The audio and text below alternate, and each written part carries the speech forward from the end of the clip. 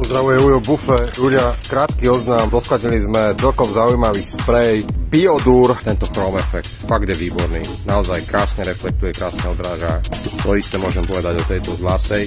Okrem bielých a čiernych by som povedal, že veľmi fajn odtiene sú. Táto ružová je veľmi zaujímavá. Tmavohnedá. Ľudia ju veľmi podceňujú, ale krásna síta, hej, táto.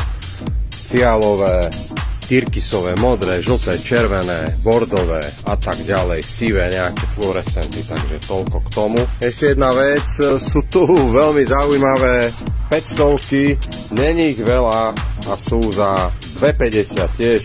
Sú tu nejaké striebrané disky, skúšali sme, to je to trošku matnejšie, nie je to ako klasický chrom, ale celkom fajn farba, za 2,50, 500 si myslím, že je to úplne super. Sivý primer tiež veľmi dobre kryje a je tu nejakých zopár čiernych šestovek, takže to vrelo odporúčam. Olivová zelená, tmavohnedá, tyrkys, zlatičko, no a chromik.